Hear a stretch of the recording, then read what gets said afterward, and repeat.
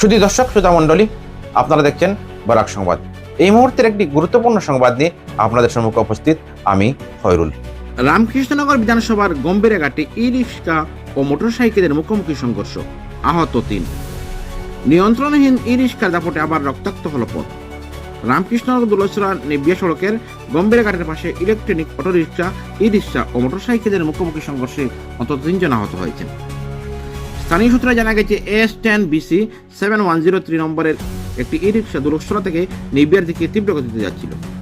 গম্ভীরা কাছে পৌঁছালে চালক নিয়ন্ত্রণ হারান এবং বিপরীত থেকে আসা একটি মোটরসাইকেলের সঙ্গে সরাসরি সংঘর্ষ ঘটে। সংঘর্ষের তীব্রতায় ই রিক্সা সড়কের উপর উল্টে গিয়ে দুমড়ে মুচড়ে যায়।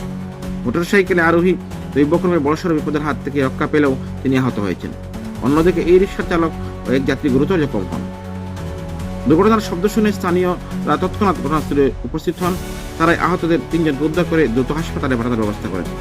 খবর পেয়ে নেবিয়া পুলিশ ঘটনাস্থলে পৌঁছে দুর্ঘটনাগ্রস্ত বাহন দুটিকে বাজেয়াপ্ত করে থানায় নিয়ে যায়। এই ঘটনাকে কেন্দ্র করে স্থানীয় বাসিন্দার মধ্যে তীব্র ক্ষোভ দেখা দিয়েছে।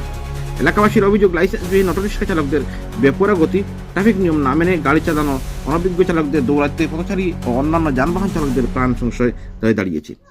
স্থানীয়দের দাবি, পুলিশ প্রশাসন যদি এখনই অবৈধ লাইসেন্সহীন চালকদের বিরুদ্ধে কঠোর ব্যবস্থা গ্রহণ না করে তবে আগামী দিনে এই ধরনের দুর্ঘটনা আরও বাড়ার সম্ভাবনা রয়েছে।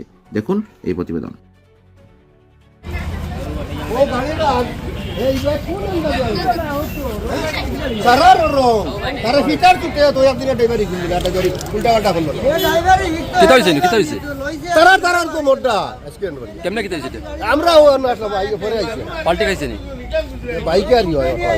বাইকের অটো আছে এরা হয় এখন তো হসপিটাল ও ভাই